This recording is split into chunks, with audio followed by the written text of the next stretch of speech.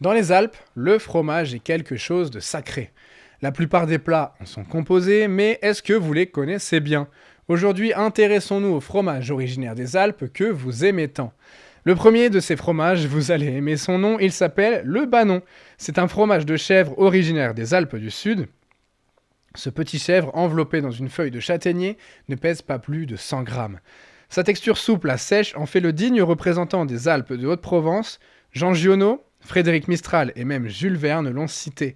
Mais le plus fervent amateur est sans conteste l'empereur romain Antonin le Pieux, qui mourut d'indigestion pour en avoir trop mangé.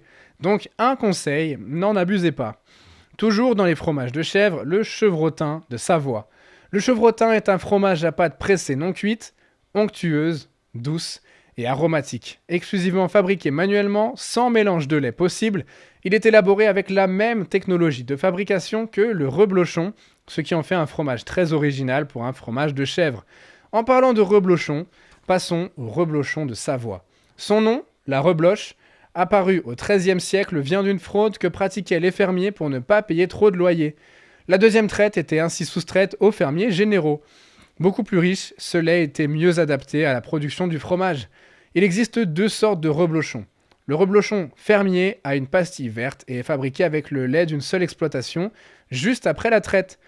Le reblochon laitier ou fruitier est fabriqué en fromagerie avec du lait provenant de plusieurs fermes. Sa pastille est-elle rouge?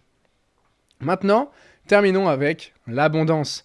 Ce sont les chanoines du monastère de l'Abondance qui sélectionnèrent une race de vache, la race Abondance, implantée dans la région par les Burgondes. Ils donnèrent naissance à ce succulent fromage. Très vite, l'Abondance trouva sa place aux meilleures tables de la cour de Savoie et même à celle du pape lors de son élection à Avignon en 1381. On reconnaît l'Abondance à son talon concave et à sa belle couleur ambrée. Voilà, vous connaissez maintenant quelques fromages supplémentaires, alors goûtez-les, faites-vous plaisir et préparez de bons petits plats.